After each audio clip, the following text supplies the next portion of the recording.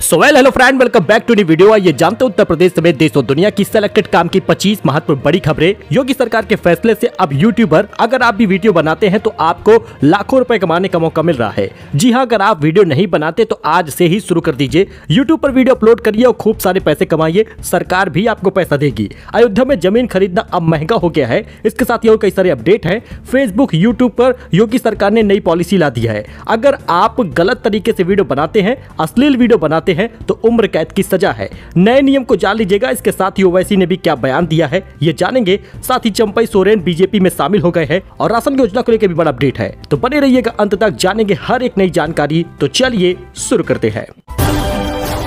तो अयोध्या में जमीन खरीदना होगा अब और महंगा, 200% तक बढ़ सकता है सर्कल रेट।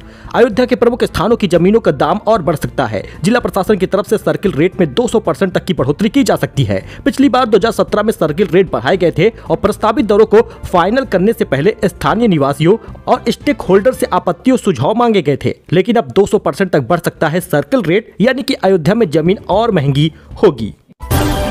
फिलहाल अगर आप भी फेसबुक और यूट्यूब पर वीडियो बनाते हैं या वीडियो देखते हैं तो आज से ही आप वीडियो बनाना शुरू कर दीजिए, क्योंकि योगी सरकार की योजनाओं का प्रचार अगर आप करते हैं तो हर महीने आप लाखों रुपए कमाएंगे। डिजिटल मीडिया नीति जारी कर दी गई है। जी हाँ, यूपी की योगी सरकार ने बेरोजगारों के लिए एक रोजगार ला दिया है। यूट्यूब पर तो आप पैसे कमाते ही हैं, यूट्यूब पर वीडियो अपलोड करेंगे, मोनेटाइज होगा तो पैसा कमा लेंगे। लेकिन इसके साथ ही फेसबुक, यूट्यूब और इंस्टाग्राम पर अगर आप वीडियो शेयर करते हैं तो हर महीने लाखों रुपए आप कमाएंगे। योगी सरकार ने मंगलवार को डिजिटल मीडिया नीति को कैबिनेट में मंजूरी मिल गई है, जिसमें उत्तर प्रदेश की जनसंख्या का एक बड़ा हिस्सा विदेश, देश और राज्यों में, जिलों में रहता है। उनको ये लाभ मिल पाएगा। इंटरनेट व सोशल मीडिया की पहुंच सभी तक है। ऐसे में अगर आप भी वीडियो बनाते हैं तो पैसे कमा सकते हैं। अगर आपके 1-2 लाख या 5 लाख सब्सक्राइबर हैं या फिर फॉलोअर हैं तो मतलब कि आप भी पैसे कमा पाएंगे। फर्म या एजेंसी से जुड़ना होगा, विज्ञापन देना होगा और लाभ आप पाएंगे। तो बाबा की झूठी तारीफ के मिलेंगे 8 लाख रुपए। योगी सरकार के डिजिटल मीडिया पॉलिसी पर ओवैसी का निशाना है। जी हां दोस्तों, आपको बता दें, ऑल इंडिया मजलिस इत्तेहादुल मुसलमीन AIMIM के सांसद असदुद्दीन ओवैसी ने बुधवार को उत्तर प्रदेश सरकार की नई डिजिटल मीडिया पॉलिसी पर निशाना साधा। इस नई पॉलिसी के तहत उत्तर प्रदेश की योगी सरकार इंस्टाग्राम, फेसबुक, यूट्यूब या फिर इन सभी सोशल मीडिया प्लेटफॉर्म पर ढेर सारे फॉलोअर रखने वाले इन्फ्लुएंसर को पैसा देगी। बस आपत्तिजनक कंटेंट बनाने पर आपको कार्रवाई भी होगी। कानूनी कार्रवाई में आप जेल भी जा सकते हैं। मतलब इस प्रकार की पॉलिसी है। ओवैसी का कहना है कि सरकार के गुणगान गाओगे तो पैसे कमाओगे और सरकार की बुराई करोगे, उनसे सवाल पूछोगे तो जेल में भी जाओगे। ओवैसी ने बयान दिया है। वही ठेकेदार जाएंगे जेल, इंजीनियर होंगे सस्पेंड। बदहाल सड़कों पर योगी सरकार सख्त हो गई है। यूपी में हर घर नल से जल योजना में लापरवाही पर सूबे की योगी सरकार सख्त हो गई है। पाइपलाइन बिछाने के लिए काटी गई सड़कों की मरम्मत न करने वाले और नल कनेक्शन की गलत रिपोर्टिंग करने वाले एजेंसियों के खिलाफ ब्लैक लिस्टिंग होगी। साथ ही ठेकेदार जेल जाएंगे, इंजीनियर सस्पेंड होंगे। तो चंपई सोरेन ने JMM छोड़ दिया है, बीजेपी में शामिल होने को तैयार हो गए हैं। कहा कि सपने में भी नहीं सोचा था ऐसा। झारखंड के पूर्व CM चंपई सोरेन ने झारखंड मुक्ति मोर्चा की प्राथमिक सदस्यता के साथ ही इन सभी पदों से त्याग पत्र दे दिया है। उन्होंने एक्स पर लिखा, झारखंड के आदिवासियों, मूलवासियों, दलितों, पिछड़ों, आम लोगों के मुद्दों को लेकर हमारा संघर्ष जारी रहेगा। फिलहाल झारखंड के मंत्री पद से इस्तीफा दे दिया है।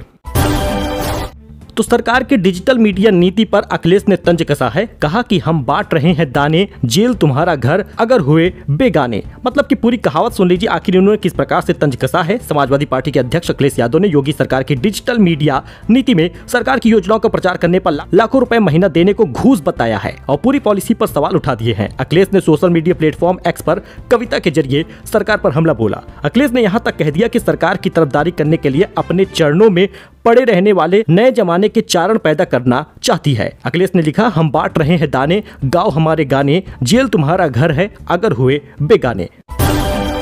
तो अस्पतालों का होगा सिक्योरिटी ऑडिट और बनेगा पास। पश्चिम बंगाल रेप कांड के बाद यूपी सरकार ने बड़ा फैसला लिया है। जरा इस फैसले को जान लीजिएगा, क्योंकि पश्चिम बंगाल में जो केस हुआ है, जो घटना घटी है, अस्पतालों को लेकर यूपी सरकार ने बड़ा फैसला लिया है। मुख्य सचिव मनोज कुमार सिंह ने निर्देश दिया है कि चिकित्सा संस्थानों, मेडिकल कॉलेजों, अस्पतालों में आवाजाही को ध्यान में रखते हुए सिक्योरिटी ऑडिट कराई जाएगी और प्रवेश पास भी बनाया जाएगा। यह सुनिश्चित कराया जाएगा कि सभी अस्पतालों में CCTV कैमरे चालू हो और परिसर में लाइट की समुचित व्यवस्था हो। बड़े स्थानों पर किसी भी कोने में अंधेरा न हो। माना जा रहा है कि पश्चिम बंगाल में घटित घटना के बाद सुरक्षा की दृष्टि से निर्देश दिया गया है।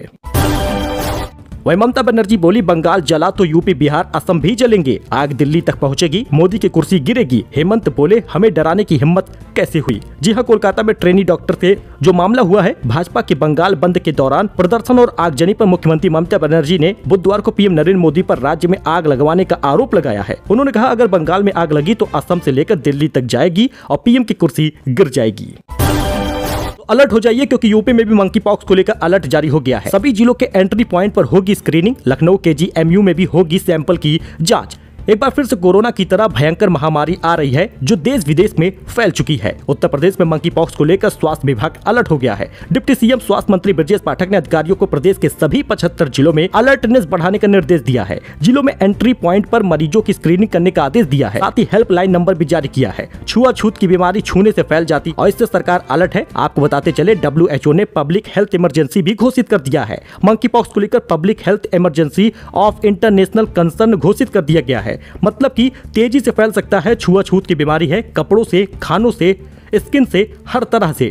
आप देख सकते हैं किस प्रकार का पोल भी जारी हुआ जिसमें तेजी से मंकी पॉक्स फैल रहा है। यूपी में भी अलर्ट है। इस पर आप क्या सोचते हैं? तो बहुत सारे लोगों ने कहा अलर्ट रहें, यह कोरोना से खतरनाक हो सकता है। और सच में ये कोरोना से खतरनाक हो सकता है।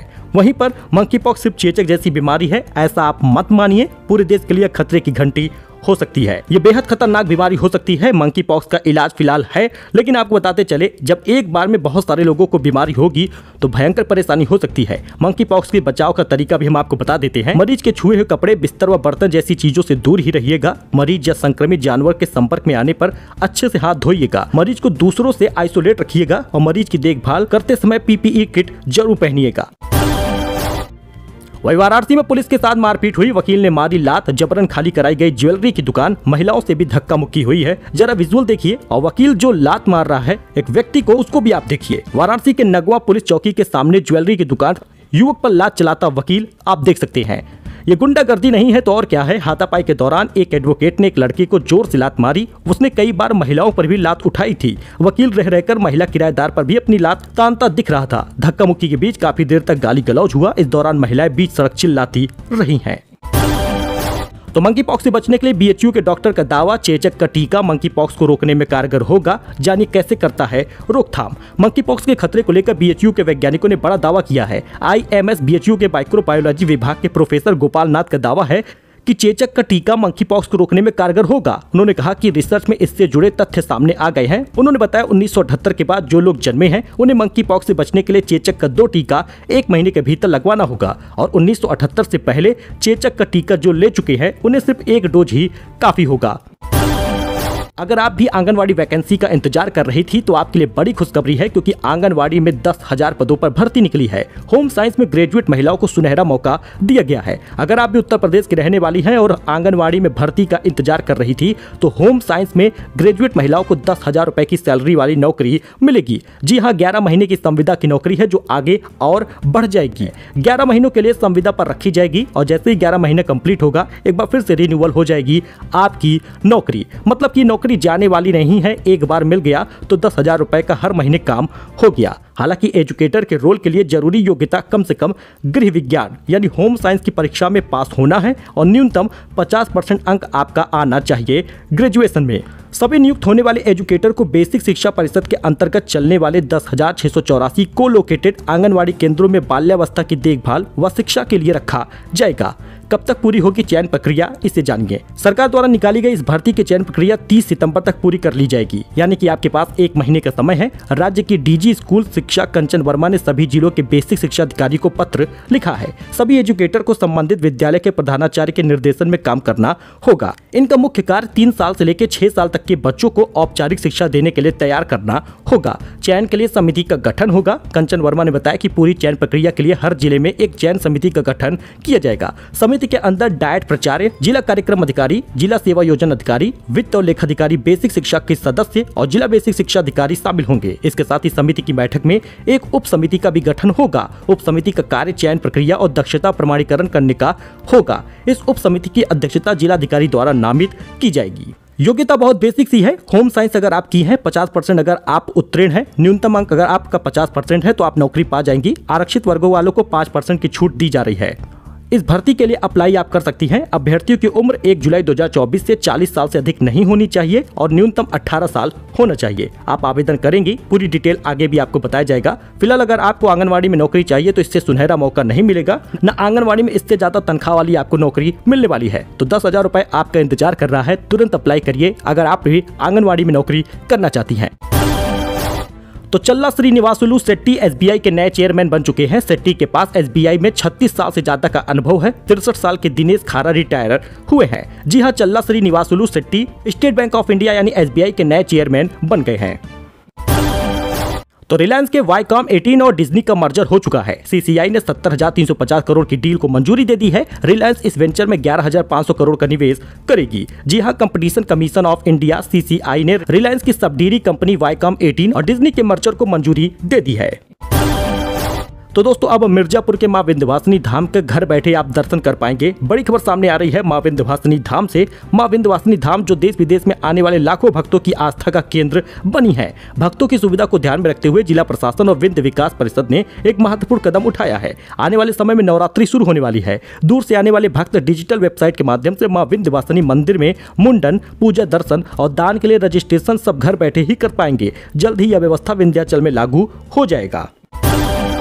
सो दोस्तों, ये कुछ अपडेट था, नई जानकारी थी। आई होप कि आपको ये पसंद आया होगा। वीडियो पसंद आया हो लाइक करिए, सब्सक्राइब करिए, अपने भाई को, मुझको सपोर्ट करिए। Fact with Amit Pathak channel को सपोर्ट करिए, सब्सक्राइब करके जाइएगा, क्योंकि आपके फायदे की जानकारी हम ज्यादा बताते हैं, नुकसान से बचाते हैं। सब्सक्राइब करिएगा। धन्यवाद।